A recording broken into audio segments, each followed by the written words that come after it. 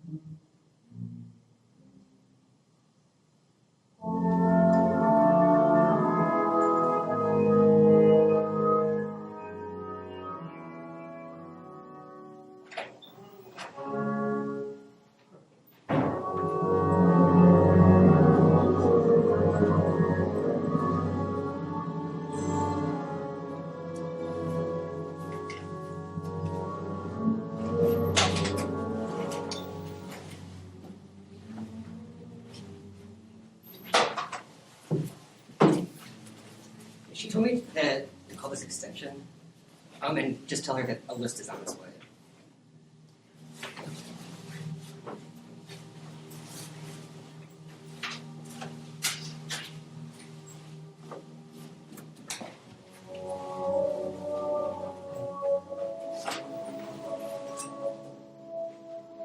Hi, this is Chris Catrone. I'm the instructor in 919. Yes, please. Thank you.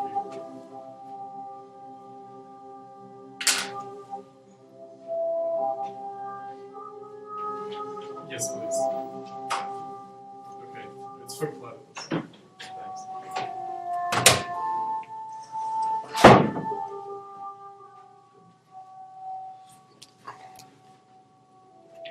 Just start this one.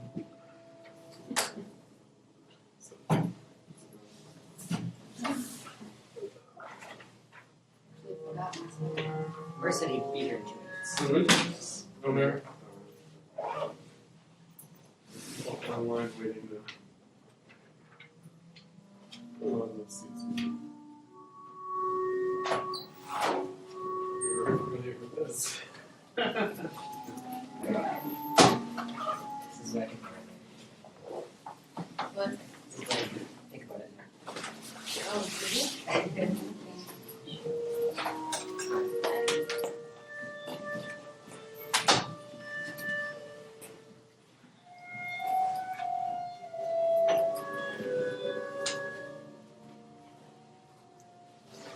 This is a smaller classroom, so hopefully we'll have room.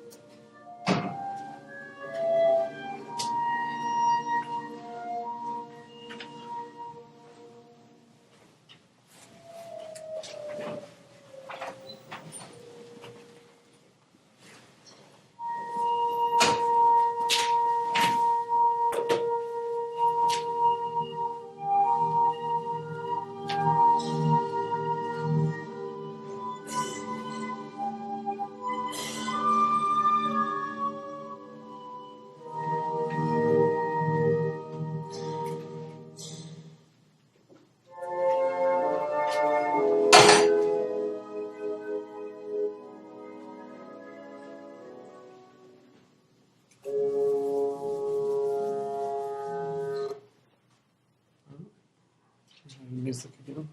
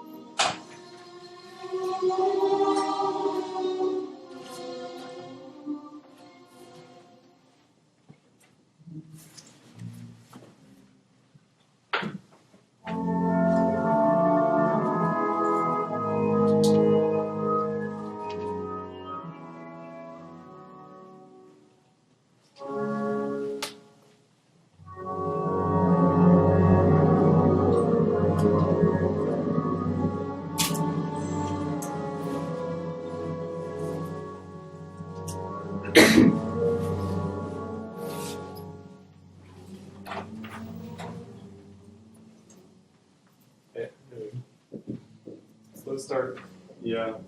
Slow start. Any other isms? No. The mayor is En route? no. He came with me. Is what? He came with me. Okay. You got the hard back. I was thinking Not much more expensive. I was thinking of These are really cool cars. Yeah. Those things are ridiculous. It's pathetic. I was gonna buy a hardback. They are the worst producing books, like MIT Press in particular. Versus worse. No, Versus- it's not. Versus No, is no. worse. Every single verse book I've ever owned. The spine, like, totally disintegrates. I mean- you got like 2 books. But the thing is, like, I hold MIT Press to a higher standard than I I hold guess so, theirs. yeah. But they like to look like Flash, don't you? No, they're like pure evil, though. I think this looks pretty nice, though. It's I 70s. do like the whole, like, there's a series of Yeah. books, and they all have They the, all like, have- weird face. Yeah. Do they have different tints of brown? Well, there's like an orange one, and there's a blue one. Yeah, Theory of the Novel is orange. And, That's good. and then there's like late one, some late writings that they published too. Only they would stay together. Actually, it's funny because I've had so many copies of this book. Like, cut his face off. Ben, who was down at Securitas? Just over. Amer. Amer's bringing them a list right now, that's why he's not here. Because they're telling me the New York people are like, need to get started. Because Oh, because they have a meeting group. their reading group starts, in 45 minutes. So.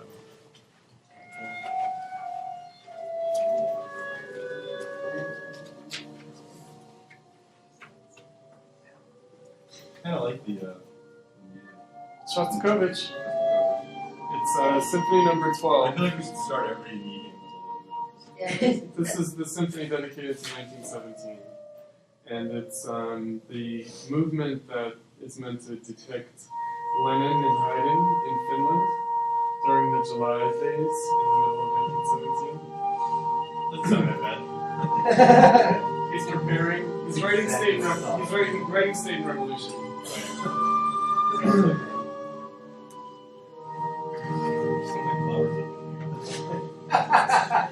He's in the flowers. It's the problem.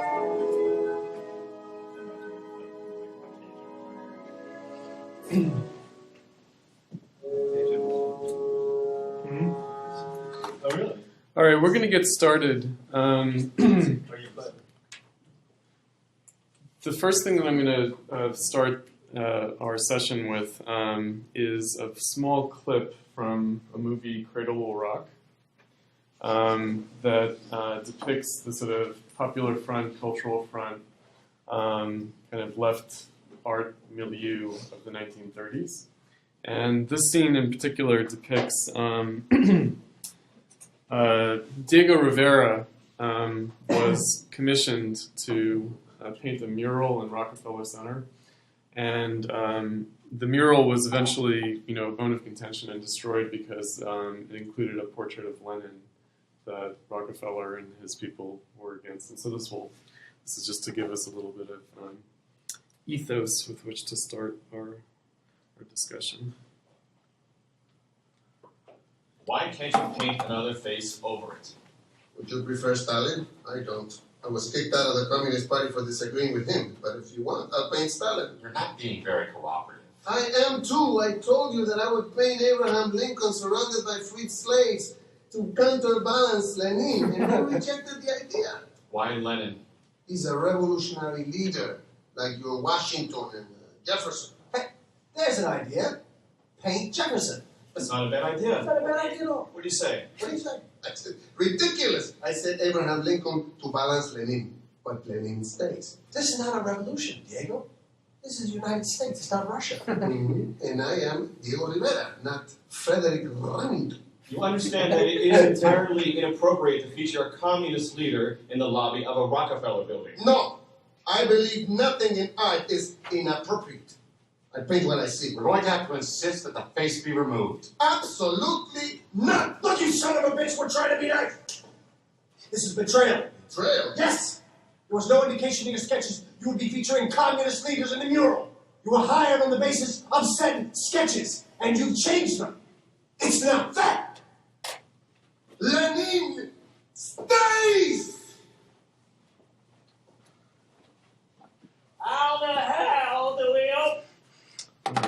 right.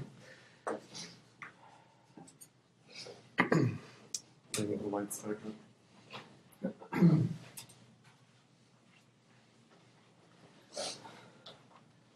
So I wanted to start the presentation on Lenin with reference to the latest issue of Time magazine. The person of the year that they've decided to nominate is the protesters from the Arab Spring to the Occupy movement. It says from the Arab Spring to Athens, from Occupy Wall Street to Moscow, because you know that there have been street protests recently protesting the election in Russia. And the article is itself somewhat interesting in the sense that it features various characters from the Occupy movement, especially in the Arab Spring and in the United States.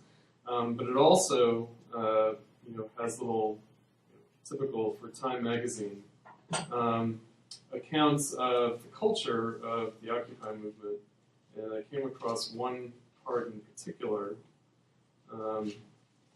that I wanted to make reference to, namely, they listed the books that should be stocked in the library of any Occupy movement. And the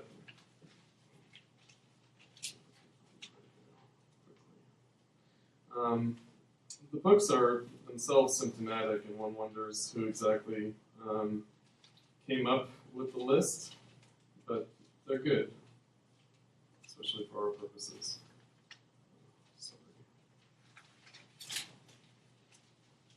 Right.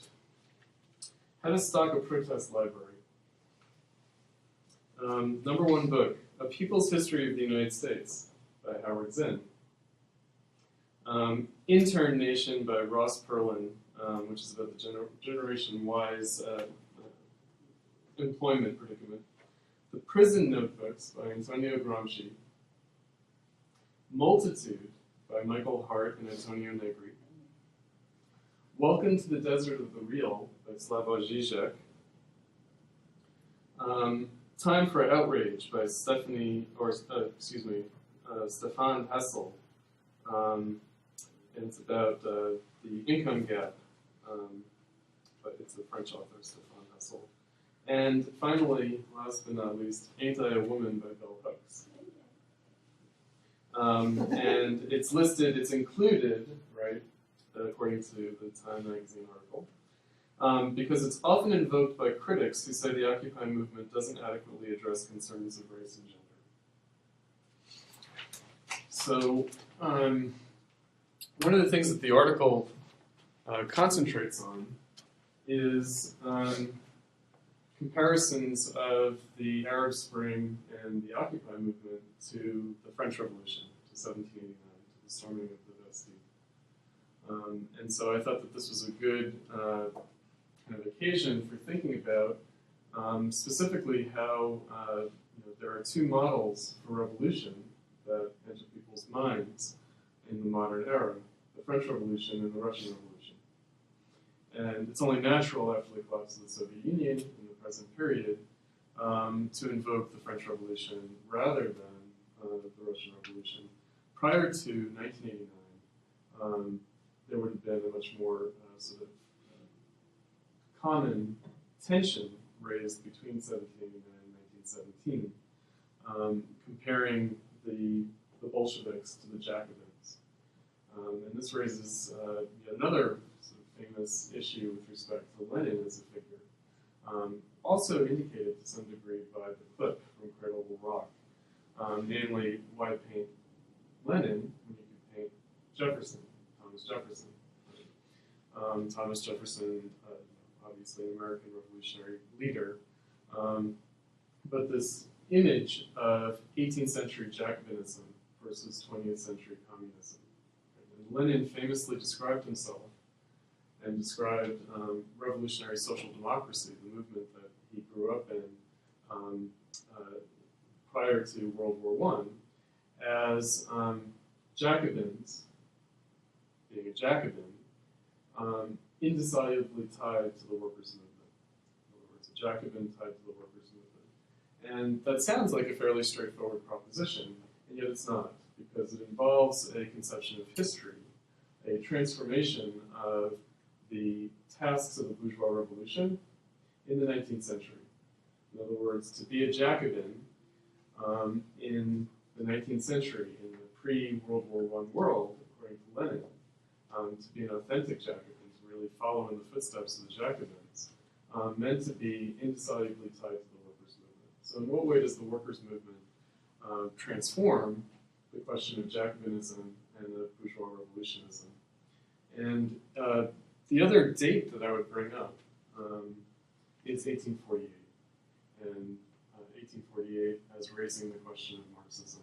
Namely, this is the year of the revolutions in Europe, the spring of the nations. It's also, by coincidence, the year of the publication of Marx and Engels' Communist Manifesto. I say by coincidence because it was written in 1847, in late 1847, and published in early 1848, prior to the outbreak of the revolutions. And in some ways it anticipates and predicts the revolutions of 1848, but it doesn't really register their reality. In other words, what happened in the course of the revolutions of 1848. So the handout that I've given you guys, only because the dry erase board and the blackboard are both kind of messed up, and so I didn't want to struggle with it too much, addresses the relationship between 1848 and 1917 from Lenin's point of view. And I just want to sort of make mention of this with respect to why, on the one hand, it used to be the case that 1789 and 1917 were drawn into close parallel in people's minds when thinking about modern revolutions. And how prior to the collapse of the Soviet Union, prior to 1989, and also to this day, 1848 really kind of drops out of people's imaginations. And in other words, it raises the issue of not so much how Lenin was a Jacobin, but rather how Lenin was a Marxist. In other words, in what way is Lenin the product of a historical period that's much more specific than the modern era per se. In other words, it's much more specific than just thinking about 1789, thinking about, oh, well, the Jacobin terror, the revolution, the disappointment of the revolution, Napoleon Bonaparte coming to dominate the French Revolution. All the problems of modern revolution can be understood from a certain perspective, from the standpoint of 1789. And then Lenin can be subsumed under the problems of 1789. 1917 can be seen as a repeat of 1789, in the same way that for Time magazine, 2011 is a repeat of 1789. So the question for us in Platypus, in terms of this presentation being about the relevance of Lenin today from a Platypus perspective, it's really the question of the relevance of Marxism. And I want to say something about this. I would make the assertion, and perhaps this would be controversial, that we wouldn't be talking about Marx or Marxism at all if it wasn't for Lenin. In other words, if it wasn't for the Bolsheviks in the Russian Revolution, the October Revolution in 1917, we wouldn't be discussing Marxism or Marx in the way that we normally do.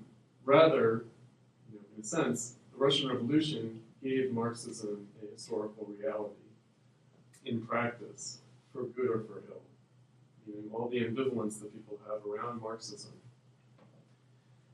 is traceable to Lenin. But also, Marxism may have become irrelevant if it wasn't for Lenin. So the relevance of Marxism, to turn the question around, the relevance of Marxism is really tied to Lenin in a fundamental way. And that's why we have to, in a sense, specify Lenin's Marxism, the question of Lenin as a Marxist. What is Lenin from the standpoint of Marxism? And again, that raises, as opposed to 1789, it raises 1848 as a date in our historical imagination.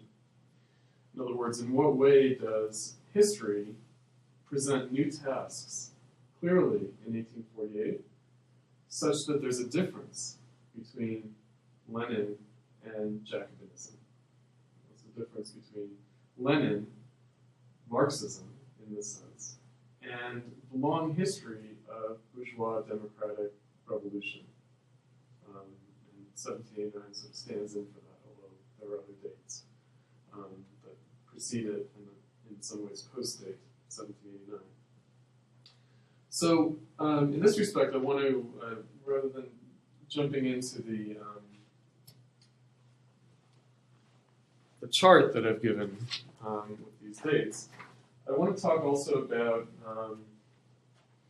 it so happened that we have on our agenda not only Time just publishing the Person of the Year in 1789 and all the sort of post-1989 leftism of Hardin, Negri, and Zizek and these people, but we also have the recent passing away of a sort of major public figure, at least in the Anglophone left, Christopher Hitchens. And there is this question of Christopher Hitchens having a Marxist background. In other words, in what way was Hitchens a apostate Marxist, an ex-Marxist? And I want to make some mention of Hitchens only insofar as Hitchens was seen to have broken with Marxism, specifically over an issue that would be tied very closely to the conception that most people have of Leninism, namely the degree to which people observe a difference between Leninism and Marxism, whether for good or for ill, is around the question of imperialism.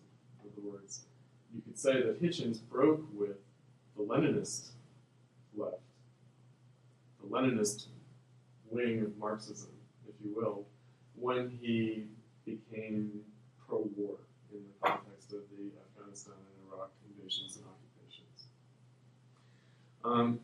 Nonetheless, it bears some scrutiny to talk about Hitchens' own background as a Marxist. Hitchens came up as a British Marxist in the 60s and 70s, and he was a member of a tendency of Trotskyism, the International Socialists, that in the 60s and into the 70s considered themselves not so much Leninists as Luxemburgists. In other words, this is how Hitchens was asked, okay, what about your background as a Marxist? What he said was, well, I came from this Luxemburgist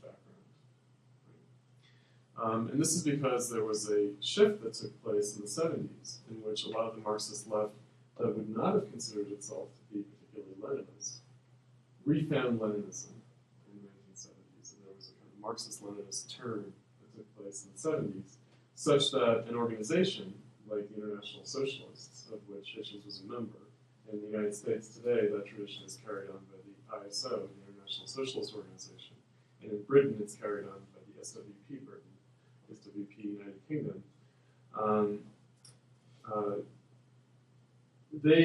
That tendency went through a shift in which suddenly the question of Lenin recurred, and specifically recurred after the disappointments and failures of 1968. And this sort of rounds out the dates that I want to invoke, namely 1789, 1917, 1848, and 1968, and the question of Marxism in these historical periods. Prior to 1968, because of the Soviet Union, because of Stalinism, and also because of problems with respect to more modern sort of Marxist-Leninism, namely Maoism, prior to 1968, the relevance of Lenin would have been seen in very particular terms. In other words, the relevance would have been seen strictly with respect to the Russian Revolution, and then maybe with revolutions in the periphery, the Third World Revolution, the anti-colonial revolution, the anti-imperialist revolution. But the relevance of Lenin in the advanced capitalist countries and the metropolitan countries would have been seen as minimal prior to 1968. It's after 1968 that suddenly there's a rediscovery of Leninism as potentially having a purchase in the metropolitan countries. In other words, no longer in terms of the struggle against colonialism, the struggle against imperialism, but rather, and so that Che Guevara is seen as a Leninist, the guerrilla road to revolution was seen as Leninism. After 1968, suddenly the Marxist left, at least, rediscovers the need to create a political party for revolution in the metropolitan countries. In other words, the model of protest and revolt and of politics of the 60s seemed to be thrown into doubt, thrown into question, and Leninism makes a comeback. And before we started this meeting, because the reading group this afternoon, this reading group is addressing Lukács, it's only after 1968 that an effort is made to recover an earlier moment of Leninism, and the translation and publication of Lukács's History and Class Consciousness is part of that. In other words, Lukács is dusted off and rediscovered. The early Leninist Lukács is rediscovered precisely in the post-1968 period. So again, a lot of what we take for granted about the left, a lot of the way the left presents itself today, for instance, the ISO would present itself as Leninist in certain respects. The SWP Britain would present itself as Leninist. This wouldn't have been the case before 1968. They would characterize themselves as Marxists, maybe as Luxemburgists, but not as Leninists. Okay, so there's a kind of a peculiar way in which Lenin comes back historically. In certain respects, Platypus, our own history, is sort of dogged by this question. Because Platypus emerged during the anti-war movement, and this is where I raised Christopher Hitchens as an example, because we emerged during the Iraq anti-war movement in particular, and because we questioned the issue of imperialism as a political rubric, as a theoretical approach to the question of the war and the question of radical, anti-capitalist, socialist, communist, Marxist politics.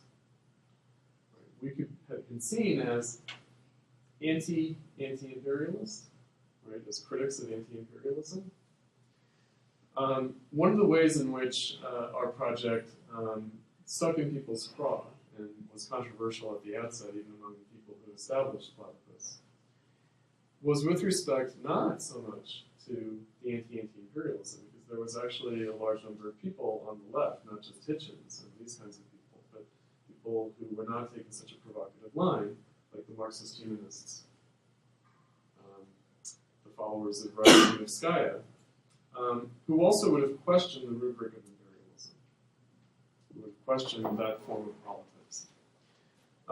So our adherence to Lenin as an important historical figure in the very identity that we assumed, namely our web identity, platypus1917.org, right, and how we distinguish ourselves from simply Platypus. So in a web search, you come up with all these Australian monotremes, but you bring up us, like how do we distinguish ourselves from the monotremes that we named ourselves after? So with 1917, right? So in certain respects, we took on this mantle of you can't deal with the question of Marxism without dealing with the question of Lenin. And 1917 is a sort of unavoidable problem, right, in terms of thinking about the history of Marxism, that we weren't going to sweep under the rug or pretend have been relativized historically out of existence. But rather, we were going to say, look, the left, as it exists today, the Marxist left, comes from a certain experience of Leninism, either pro or anti-Leninist, right? But a lot of the Marxists actually refound their Leninism. They would have been qualified Leninists or downplayed Lenin. But in the 70s, the organizations that we deal with today would have redefined themselves as Leninist. Right? So, one of the issues that we raised early on, and I brought up 1968, was how the new left, the 60s left, as it developed from the 60s into the 70s, started out as an anti-Leninist left. It was very strongly anti-Leninist left. Adorno has a great way of characterizing this in the last of his essays that he wrote for publication, namely Resignation. He talks about the failure of Marxism generating a recrudescence of anarchism, kind of neo-anarchism, the return of anarchism, although the way Adorno put it was as a ghost, right, as a ghost. And he says in that essay that the return of anarchism as a ghost, haunting the 60s, in the face of the failure of Marxism as a political movement, nevertheless doesn't invalidate the Marxist critique of anarchism. And there are two levels to the Marxist critique of anarchism. Namely, there's Marx and Engels' own critique of anarchism. But then there's also Lenin. 1968 is a moment in which the Marxist left and the anarchist left became, in a sense, cross-fertilized, right, but also conflated and confused. But there was another moment in which the anarchist left and the Marxist left came together. And that was actually the Russian Revolution. In other words, it was actually in Lenin's moment, in the founding of the Third International, that before the 1960s, the anarchist left, as well as the Marxist left, split over the Russian Revolution. And a large chunk of the anarchist left joined with the Bolsheviks in forming the Third International. In other words, the Third International was founded not only out of a split in Marxism, but also a regroupment between anarchists and Marxists around Lenin in particular. In other words, around this conception of revolution that the role of the Bolsheviks in the October Revolution in Russia performed. And so again, right, this question of the sort of usual divisions between, let's say, social democracy and communism, between Marxism and anarchism, between liberalism and socialism. In other words, socialism seems to be proven by the Russian Revolution to have an inevitable authoritarian outcome. Right? So you have a kind of liberal critique of socialism that comes out of a response to the Russian Revolution. At the center of all of these, liberalism versus socialism, anarchism versus Marxism, democratic socialism or social democracy versus communism. Lenin is the figure that needs to be dealt with. And so, in certain respects, our project, coming about as it did during the Iraq anti-war movement, faced a couple of different legacies that we had to contend with. And the dominant legacy, of course, was the New Left. Marxism as experienced after the New Left. And in that respect, we needed to define our project not only as critical of anti-imperialism, in other words, not taking anti-imperialism for granted. They texted me saying that you're hard to hear. But also attacking the issue of the New Left's anti-Leninism. In other words, the anti-Leninism of the 60s that became eclipsed for a time by the resurgent Leninism of the 70s, but then returned, especially after 1989. In other words, a certain anti-Leninist strain of the 60s certainly subsisted in the 70s and 80s, but really came back strongly in 1989 and in the 90s left in particular. In other words, when Platypus started out, we had to deal with not only the legacy of the history of Marxism in the longue durée sense, but specifically the history of Marxism after the 60s. In other words, what does Marxism look like after the 60s? And it's a mixed bag.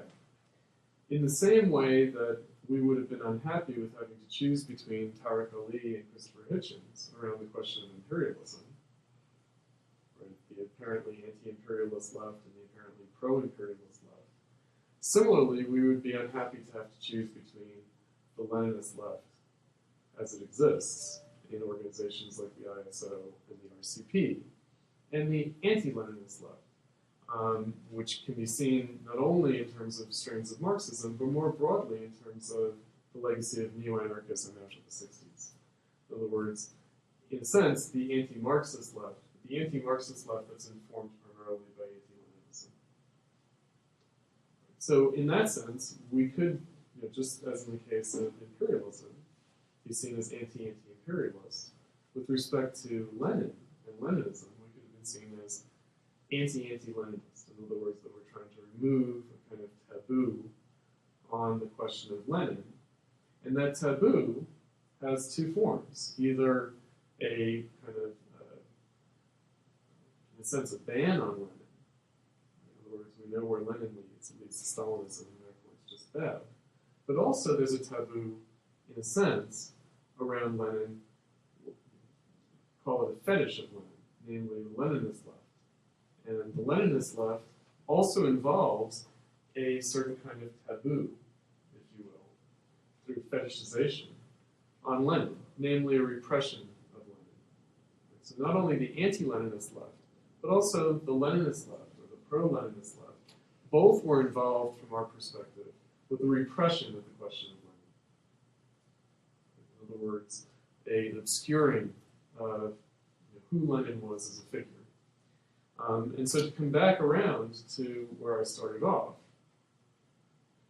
the anti-Leninist left says Lenin is a modern Robespierre, is a latter-day Robespierre, and it leads to the terror, and it leads to an authoritarian outcome, because after all, Napoleon Bonaparte was a Jacobin, right? So it's only natural that he ended up crowning himself emperor, right? In the same way that Stalin, as a Bolshevik, ended up becoming a dictator in Russia and establishing a highly authoritarian, even totalitarian system.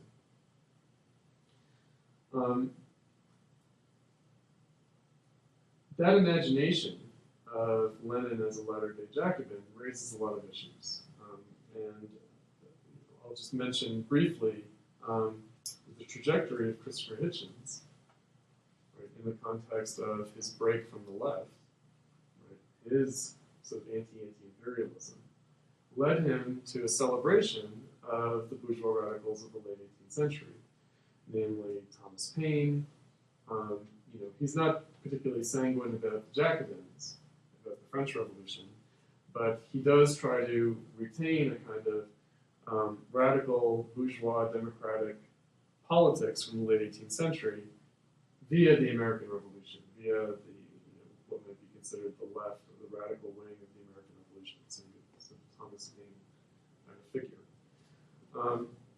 But again, right, this attempt by Hitchens to hold on to his leftism, and in certain respects to hold on to his Marxism in the face of breaking with the anti-imperialist left, is very tricky, because what it ends up doing, in other words, up to his death, Hitchens still claimed to be a Marxist of some kind.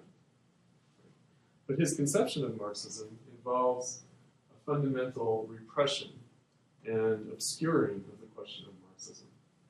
And that's where I'd like to sort of indicate with respect to the chart that I've handed out about the relationship between Lenin's moment, in other words, Lenin's moment not in his formative period, which is the sort of late 19th century, early 20th century development, but rather with respect to Lenin as a historical figure. In other words, if Lenin's considered a world historical figure, it's in the context of the crisis of World War I, the Russian Revolution, the revolutions that followed, the formation of the Third International, 1914 to 1919, that period that we're talking about. And that moment, with respect to the founding moment of Marxism, Marx and Engels' Communist Manifesto, the revolutions of 1848, and how we understand the history that is charted between those two dates, between 1848 and 1914. And do we understand, therefore, as many Marxist leftists would, who consider themselves to be followers of Lenin, they would say that there was a progressive development of Marxism between 1848 and 1917. They would say that Lenin represents a further development and progress in Marxism from Marx and Engels' time to Lenin's time, to the time of the Bolsheviks. And therefore, Lenin's an important figure because he brought Marxism into the 20th century. Right? He further developed Marxism and gave Marxism the form that it needed in the 20th century, such that the Russian Revolution was possible, the Chinese Revolution was possible, the Cuban Revolution was possible, etc., etc. Right? So that would be the importance of Lenin in that view. But there's another way of approaching this question, of course, which is the opposite way, if you will, the anti-Leninist left. The anti-Leninist left that still considers itself to be Marxist would consider Lenin to be a regression from Marxism, a regression from Marx and Engels. In other words, it's sort of falling off, a vulgarization, a contortion, a twisting of Marxism away from Marx and Engels, maybe not so far away from Engels, but certainly away from Marx. Right, so you have two competing stories, right? Lenin as progress and Lenin as regress. Now, of course, the anti-Marxist left that uses Lenin to impugn Marxism, they don't stop at Lenin. In other words, they don't simply say, well, look, the Russian Revolution, the role of the Bolsheviks proves that Marxism is authoritarian, etc., etc. Even without Lenin, even without the Bolsheviks and the Russian Revolution, the anarchists considered Marxists to be authoritarian. They considered Marx and Engels to be authoritarian. And why? In other words, why did Bakunin consider Marx and Engels to be authoritarian? Because of their concept of the dictatorship of the proletariat. This peculiar Marxist concept. But Marx, in a letter in the aftermath of the revolutions of 1848, he wrote a letter to one of his colleagues in which he said, you know, I can't claim to have discovered the class struggle. Many thinkers, including bourgeois thinkers, had already discovered the class struggle. So what is, according to Marx, his unique contribution? He said, my unique contribution is the discovery of the necessity of the dictatorship of the proletariat. Later, in the context of the Paris Commune, maybe to round out our dates in 1871, in response to the controversy around Marx and Engels' concept of the dictatorship of the proletariat, specifically their conflict with the anarchists in the First International, right, Marx and Engels said, if you want to know what we mean by the dictatorship of the proletariat, look at the Commune, look at the Paris Commune. Right, so the music that I was playing as we came in was, again, a section of Shostakovich's Symphony No. 12. It's dedicated to the October Revolution in 1917, the Russian Revolution in 1917, but also depicts Lenin in particular, and depicts Lenin in the part that I was playing. When Lenin was in hiding, prior to the October Revolution, when he was writing the State and Revolution. Right? And I'll say something about the State and Revolution. State and Revolution is known as the sort of radical democratic and even anarchist Lenin against the vanguardist Lenin of what is to be done, and the sort of right-wing or opportunist Lenin of left-wing communism and infantile disorder. So State and Revolution is seen as the most leftist Lenin that's amenable to, in a sense, the anti-Leninist left, right? It seems the anarchist, it's the sort of radical and utopian Lenin. But what was Lenin doing when he was writing the State and Revolution? Well, he was hiding out from the reaction during the Russian Revolution in 1917. But what he was really doing was going back to Marx and Engels. He was, Lars Lee, who's a Lenin scholar of the contemporary period, describes the State and Revolution as, of Lenin's writings, he classifies Lenin's writings into two categories. One are the original writings by Lenin, and the other are the book reports by Lenin. Right? And so the imperialism pamphlet, Imperialism, the Highest Stage of Capitalism, is seen as a book report written by Lenin on Hilferding and Hobson and these other figures. And the State and Revolution, right? The radical, socialist, democratic, utopian Lenin is also seen as a book report. It's a book report by Lenin on Marx and Engels, on the state. In other words, what he did was he sat down and he said, what do we have by Marx and Engels on the state?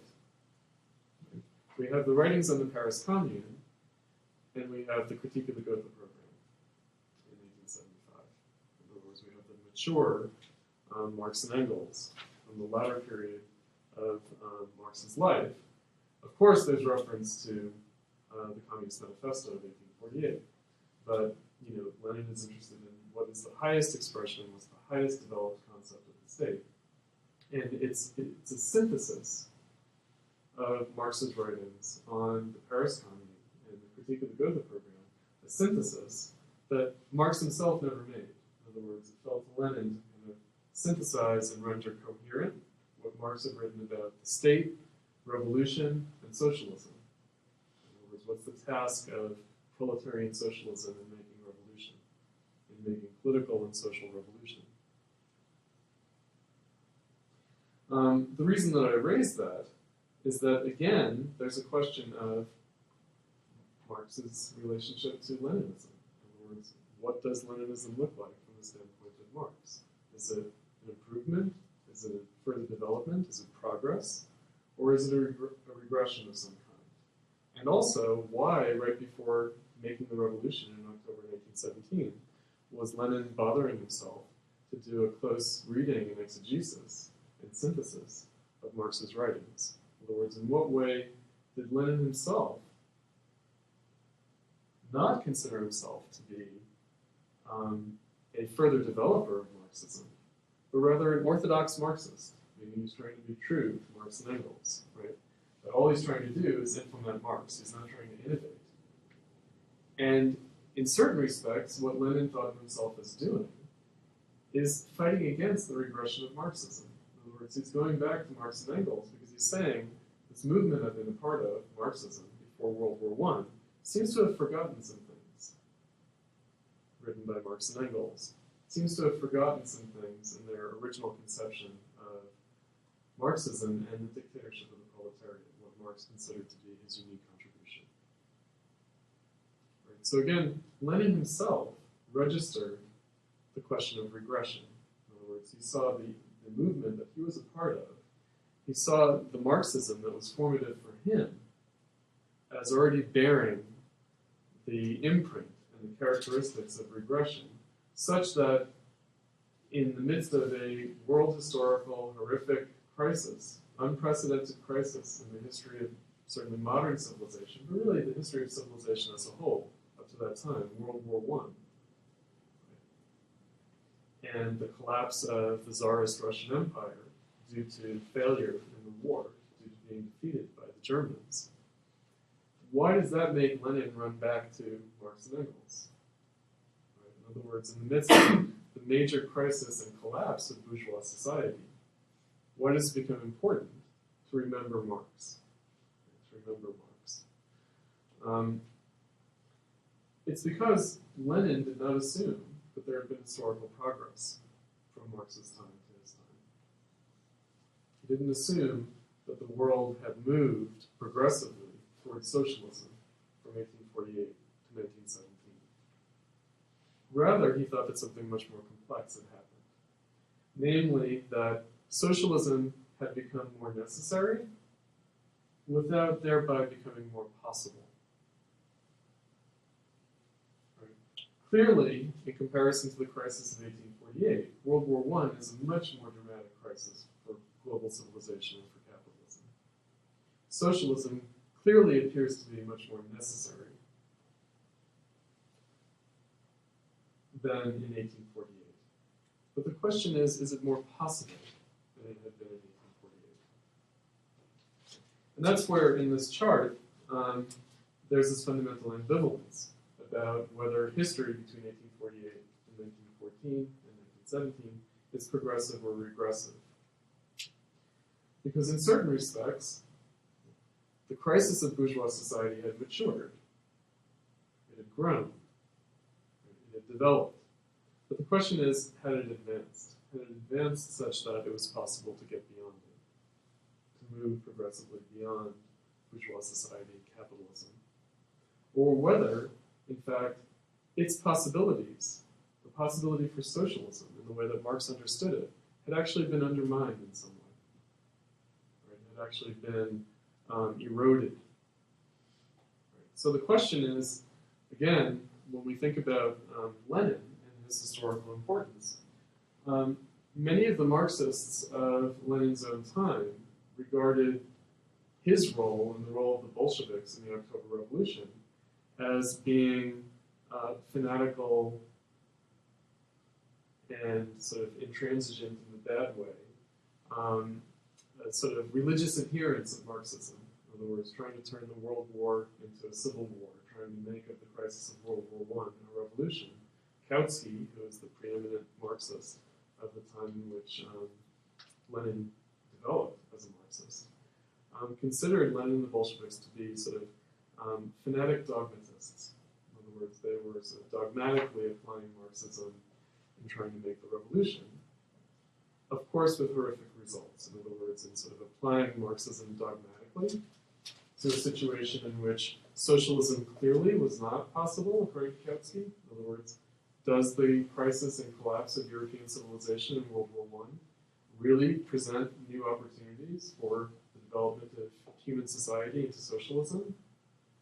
Right? Kautsky's response was no, it clearly doesn't. The best that you can do in this moment is to preserve, what few gains of bourgeois society are left.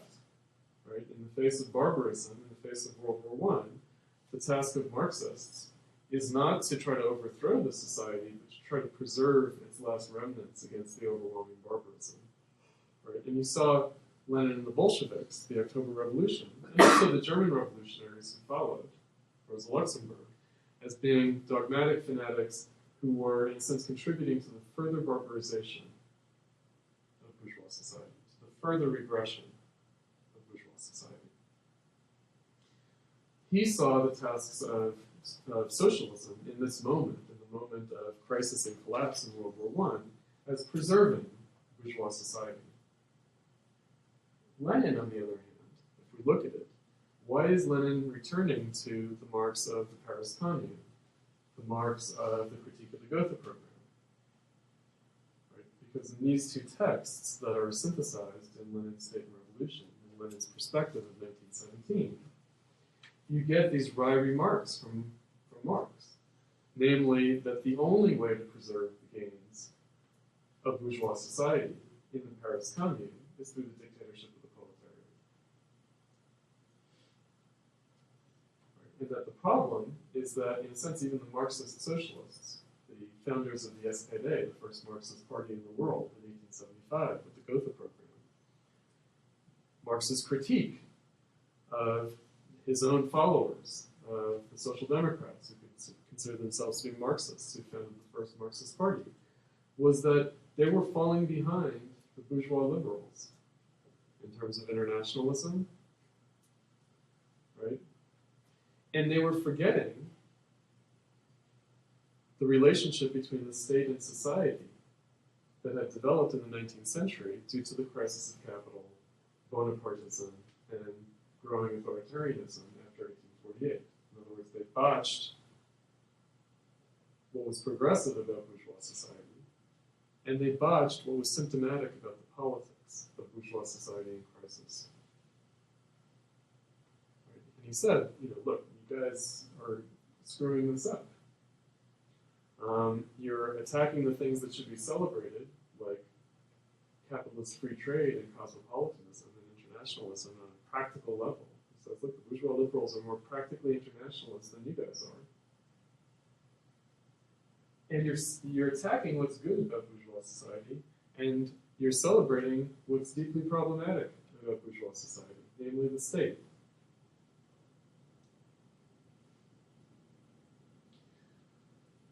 Right? So this is Lenin in 1917. He's saying, yes, let's remember Marx in this way.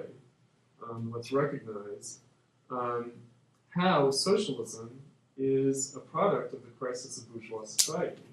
But socialism doesn't simply pick up progressively from bourgeois society, but is also ensnared and caught up in bourgeois society's regression and the barbarism that might swamp it.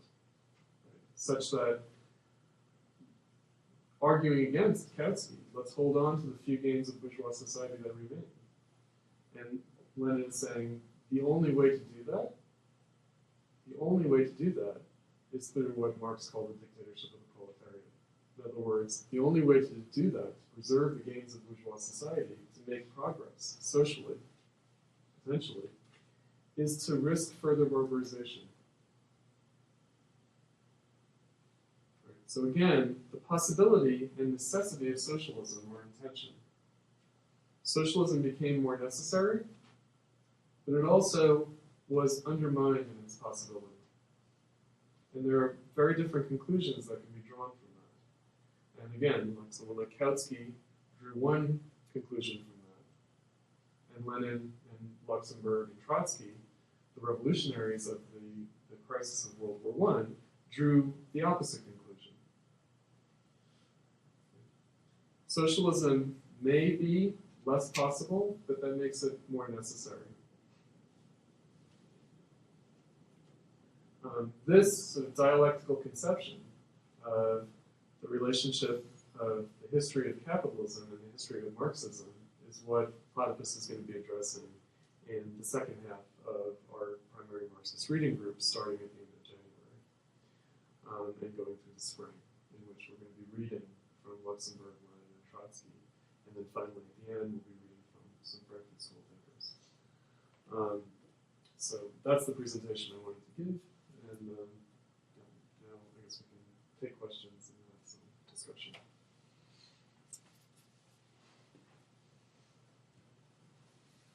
I guess I'm a little confused about how it's possible to restore Marxism, because it doesn't seem like that's actually a simple thing. It seems like it's simultaneously an advancement. Because if conditions have, if we're talking about just a line of progress, if conditions have regressed back, how are you going to, you must advance conditions in order to bring them back to a point where they formerly were. So I think there's this a complex relationship between regression and progression, which, maybe this is where the spiral comes in. But I don't know, I think I could use some help trying to clarify that relationship.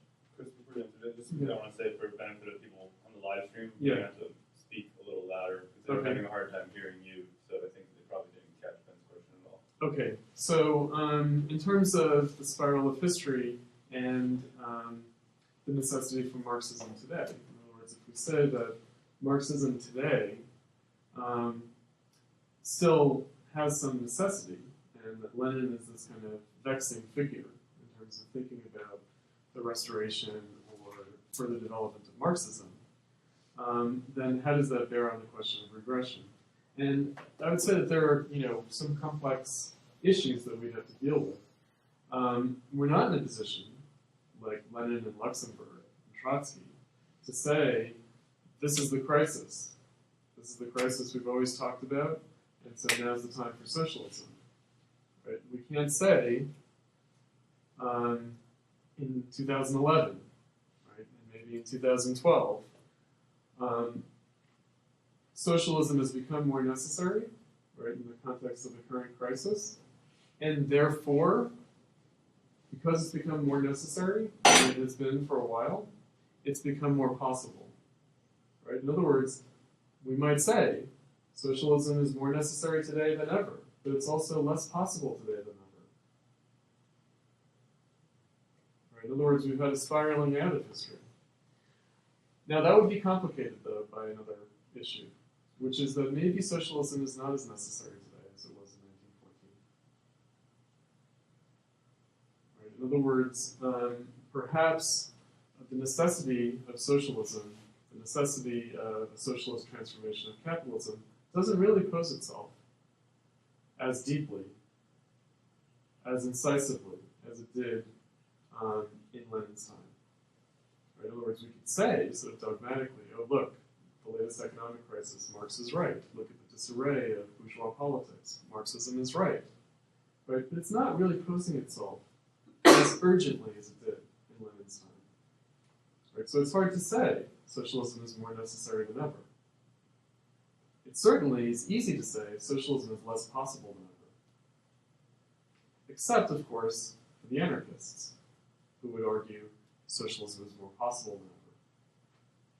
Right? In other words, sort of David Graeber, the people who are Marxist in theory, meaning they agree with Marx's critique of capitalism and his demonstration that capitalism is unviable, but anarchist in practice, meaning they don't want to go down the Lenin highway. Right? So they would say socialism is more possible than ever, and that's why Lenin's irrelevant. Right? Because if Lenin was symptomatic of the impossibility of socialism, right, well then the eclipse of Lenin as a figure shows that the world has progressed to a place where socialism might be more possible.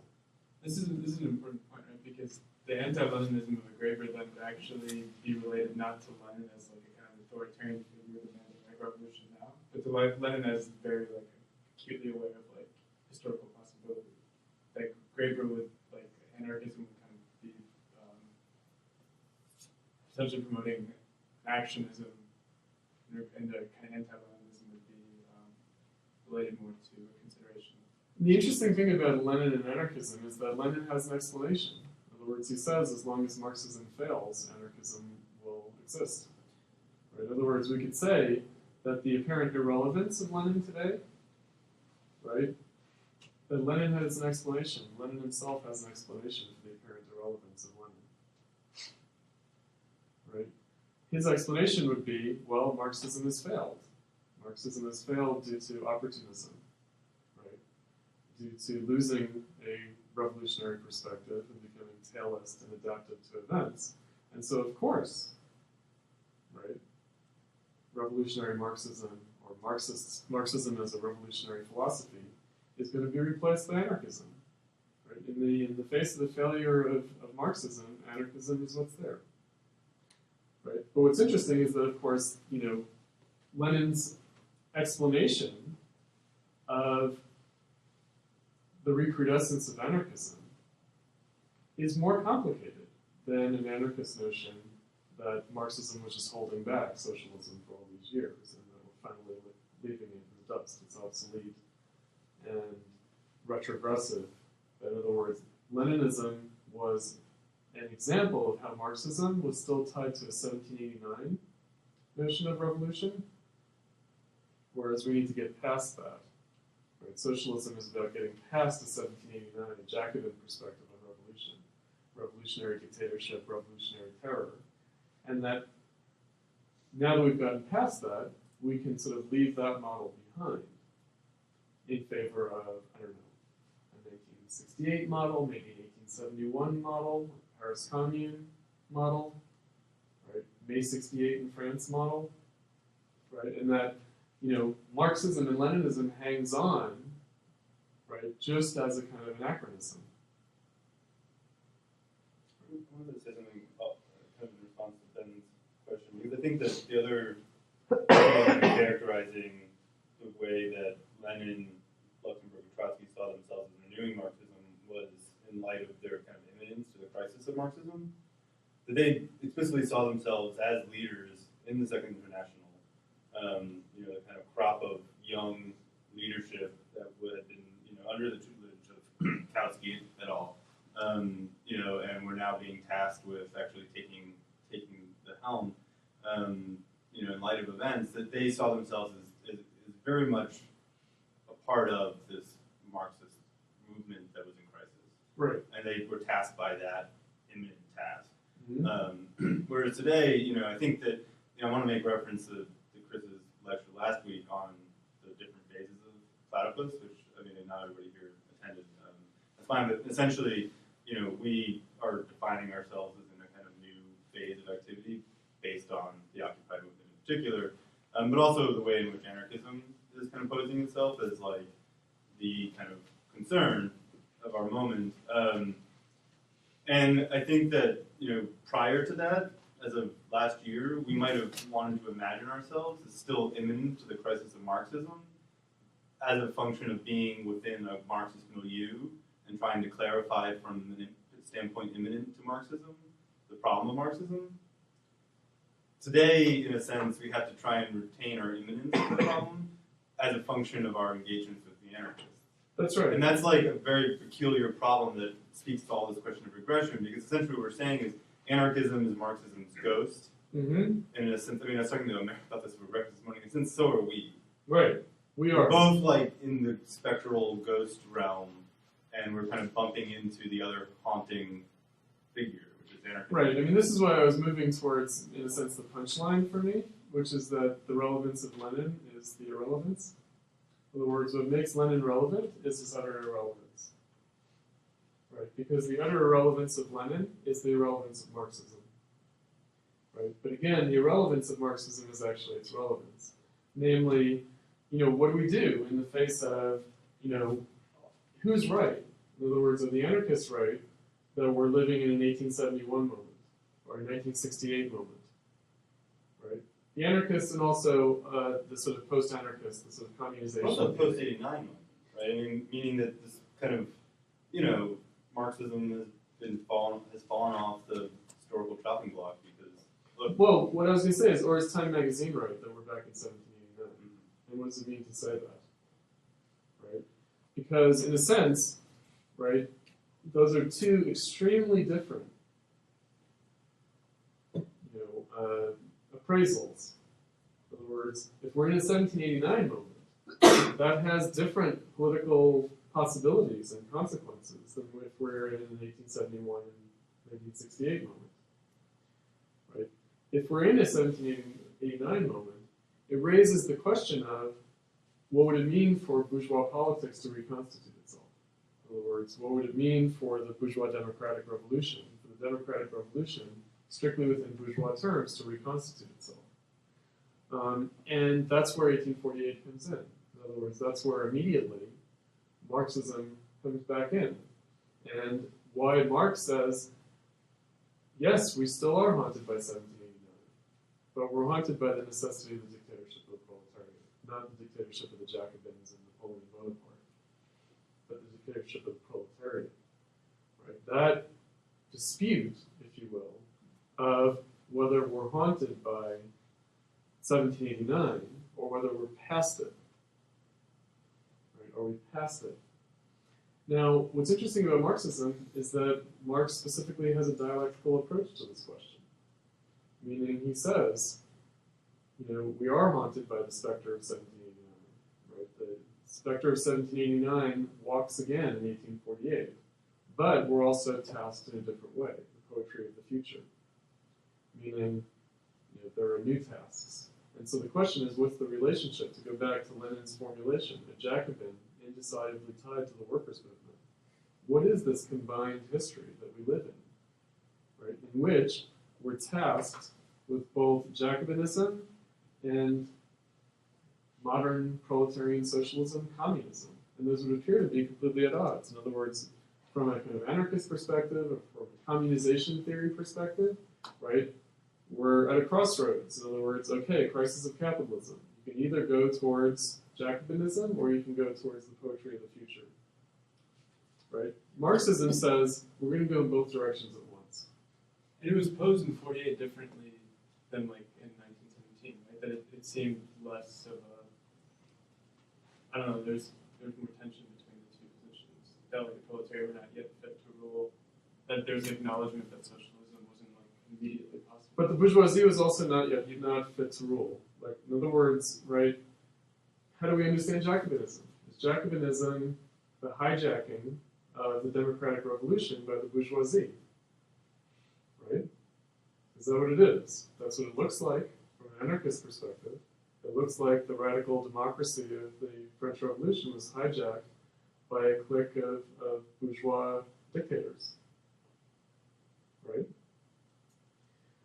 And so, Marx's point around 1848 is that the expectation that you're going to have the French Revolution all over again is actually overly optimistic. It's overly optimistic. Right? If only it were the case that you were to have a Jacobin revolution again, right? As radical a transformation as the French Revolution was, politically and socially. not only in France, but throughout the world. It's much too optimistic to assume that that's what's going to happen, in fact, because the bourgeoisie can no longer rule, right? It's not just that the proletariat cannot yet rule, it's that the bourgeoisie can no longer rule.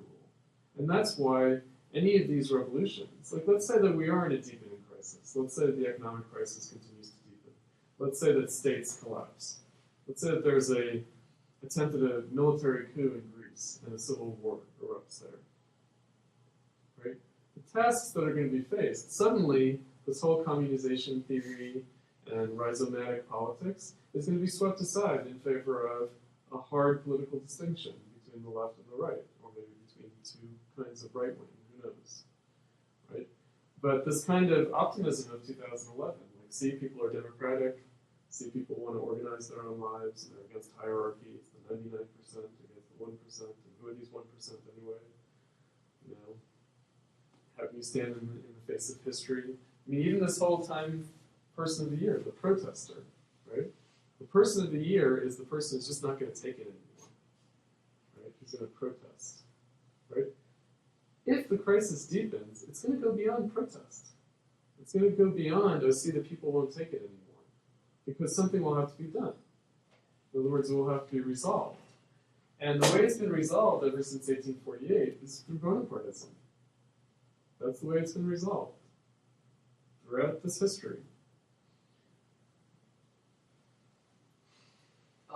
My question is with respect to this idea of the crisis of Marxism, because I guess I've always sort of understood like the second international radicals, like Lenin, Luxemburg, and Trotsky, as attempting to provoke recognition of the crisis of Marxism and the sort of necessity of revolution in their own moment against sort of the people who are trying to paper over that problem. And so I was wondering in what way this bears relevance still, in which one could still say that there's a crisis of Marxism, but only in a very sort of opaque manner. And sort of the problem of like clarifying this crisis of Marxism or provoking the recognition of it versus sort of the traditional left who tries to paper it over.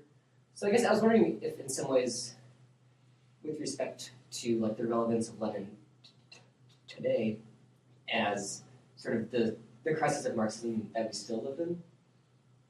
Well, I mean, if only there were a crisis of Marxism. In other words, what you're going to find is that all the Marxist organizations in the world, including the very large ones like the Greek Communist Party, right?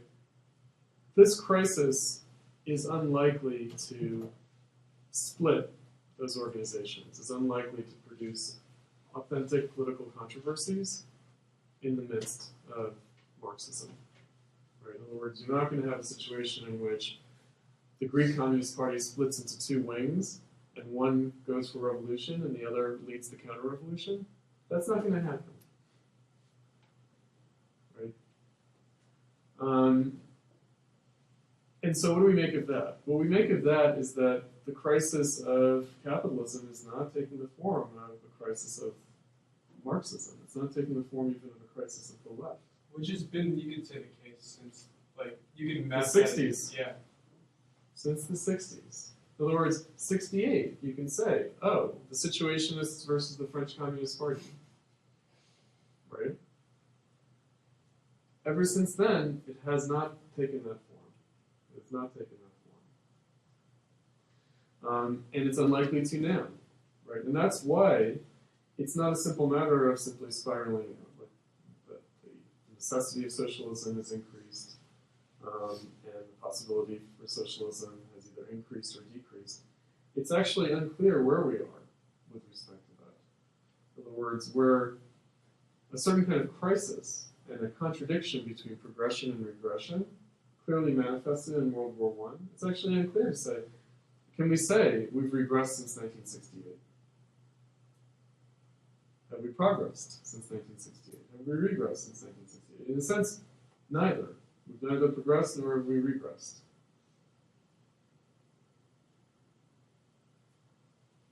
And that makes our task and our project much more difficult, right, than if there were a clear, split, and then you basically say, okay, I'm going to work through that split. I'm going to work through the limitations, and I'm going to push the split beyond itself. Right? We're not faced with that. In a sense, we're also faced with a crisis that's not really a crisis. Meaning, there's this capitalist economic crisis, there are these democratic upsurges, but is it really coming to a head? Is it really coming to a crisis? Is it coming to, a kind of clear political crisis?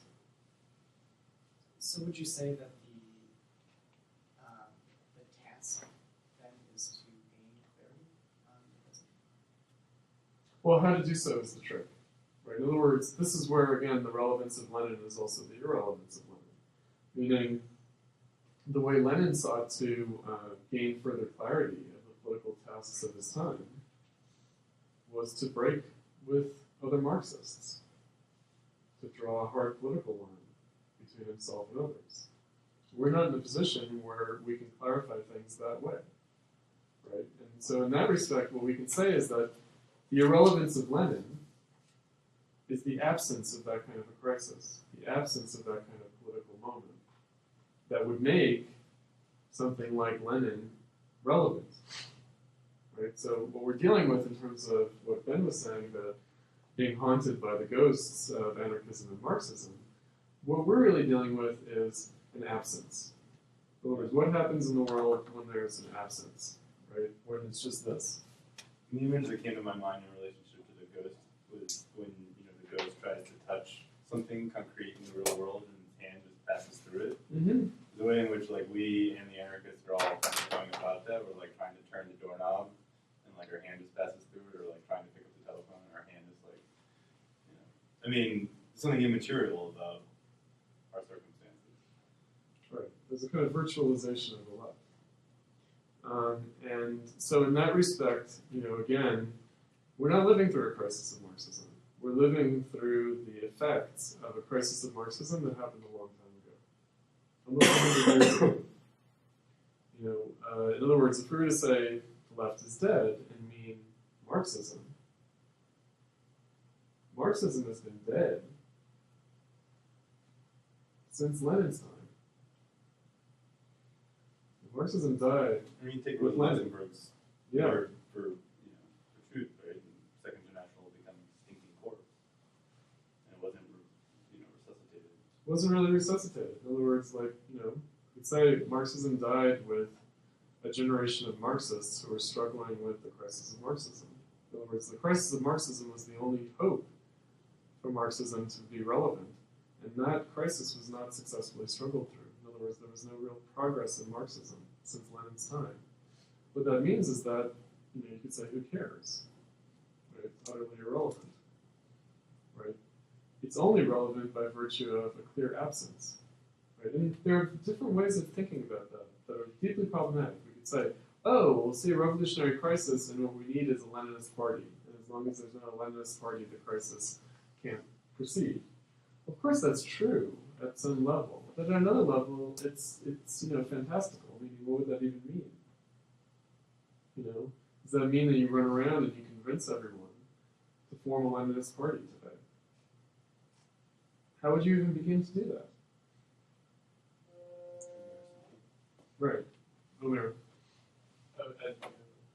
Yeah, sure. I was wondering if you could unpack a little bit these categories of necessity and possibility, in terms of thinking about the necessity of socialism. Say, I think in one sense we can say, if we look at 1917 or that era, there was a kind of moral or ethical necessity, of course, the extent of barbarism and the bloodbath of humanity. So there's a kind of necessity, that's very obvious to everyone that can and should be avoided. But then there's also this sense of necessity for socialism. Maybe you could say in a more deterministic sense, in the sense that the end of feudalism, we could say was in a sense necessary, based on the changing relations of society or something. So I'm wondering how that's meant. And then also in terms of possibility, there again you could say that the possibility of socialism relates to this question of the development of the productive forces or something like that. But then you could also see it very much in terms of the political possibility, the consciousness of working class and those who would actually sort of do the work of putting it into place. Let me key into that question on the issue of social relations, right? Because I think that social relations is really where we have to stick with it in order to be Marxist. And the deep problem of social relations as an idea, meaning, do we understand social relations as private property, as the market? In other words, do we understand bourgeois social relations as private property in the market? Next to productive forces that have outstripped private property in the market, right? So you can have this idea of like, well, the forces of production have outstripped the relations of production, and therefore, right? But let's keep it at the level of social relations for a moment. Because, for instance, in terms of our list of books on the, to stock a library at an occupation, right? Hart Negri, multitude, right? What's Negri's thesis? Because Negri is an autonomist Marxist from the 70s, right? Well, his thesis is that we already live under communism. In other words, that our social relations are already communist, and so we just have to shake off, this delusionary kind of apparatus of private property in the market. That there's already a kind of rhizomatic, right, world out there in which people are relating to each other already in a communist fashion. And all we have to do is recognize that, and realize it, and make it our overt, as opposed to our actual but not fully recognized set of social relations. So we have to sort of bring law and the authority of force in society in line with the actual social relations that exist. So he thinks that we're already beyond bourgeois social relations because we're beyond private property in the market. We're already communist in our social relations. We're going to live in a socialized society. Now this is again where Lenin becomes important, right? Because for Lenin, bourgeois social relations are defined very differently. They're not defined as private property in the market. Right? They're defined as us relating to each other as workers. And he thinks that bourgeois social relations, this is the State and Revolution, he's taking it from Marx, from the Critique of the Gotha program, and also from the Paris Commune. So reading the Paris Commune in between the lines using the Critique of the Gotha program, that's what Lenin did with the State and Revolution. He's saying, no, bourgeois social relations are in a sense very different than the private property in the market. They're rather workers relating to each other as workers. The exchange of labor. That's going to, in a sense, come into its own only after the dictatorship of the proletariat. It's only going to be fully realized in socialism. Bourgeois right, bourgeois law, bourgeois social relations will only be fully realized as a result of overthrowing private property in the market, as a result of overthrowing the bourgeoisie, the capitalists. So it's a very different view. It's not that, oh, bourgeois social relations, that's an 18th century idea, and we're long since past that. It's rather, we have not yet begun to overcome it because we haven't fully inhabited it. Right? And it's a very different view. And of course, what sort of anarchistic Marxism and anarchists think is that this shows that Marxism, and Leninism in particular, is a bourgeois ideology. Right? Robert Kurtz, right? He's a kind of value critic German Marxist. He has an article from the early 90s in which he says, after 1989, looking back on the history of socialism, we can say that the most bourgeois subjects of all are the working class. And that's why we need a politics beyond workerism, or politics beyond the working class. That the workers are the ultimate bourgeois subject, and that's why human emancipation can't have anything to do with the workers, as workers. Right? And yet, right, are we just dealing with protests, right, or are we dealing with the decimation of the working class? In other words, if there is a political collapse in a place like Greece or in Spain, right, isn't it going to be driven by the discontents of the workers who are being thrown out of work and who can no longer exchange their labor in society and get their needs met that way? Isn't that what's going to be producing the crisis? But isn't that the occasion for politics, actually? Not intellectual property laws and shareware on the internet. That's not the occasion for the crisis. The occasion for the crisis, the occasion for the politics, is the undermining of people's ability to work. Right? In other words, the tasks of bourgeois society are still with us. In other words, what the crisis demands is the reconstitution of bourgeois society. Not the reconstitution of private property in the market, but the reconstitution of work as a social relation. That's what people are going to be demanding.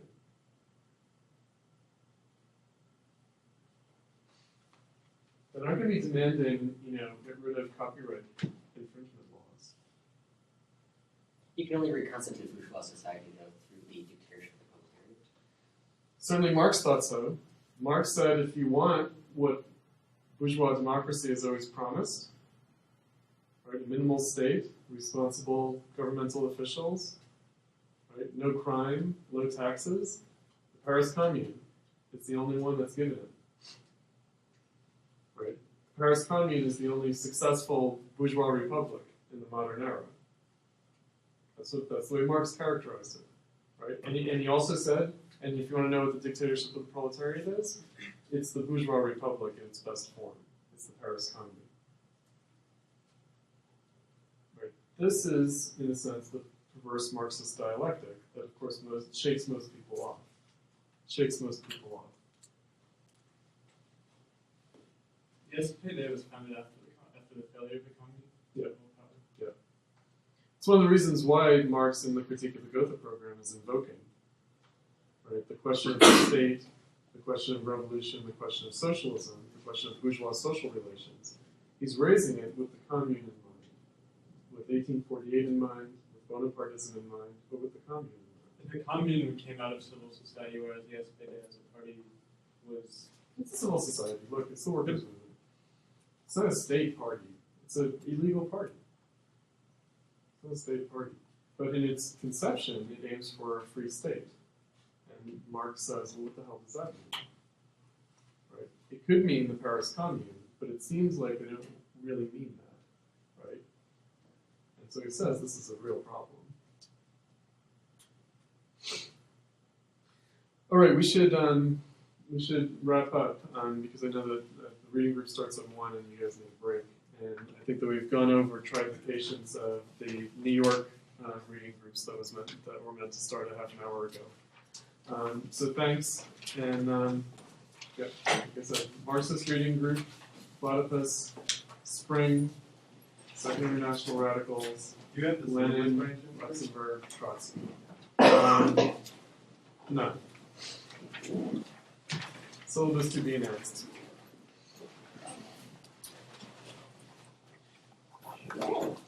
Is everybody here on a mailing list in case they want to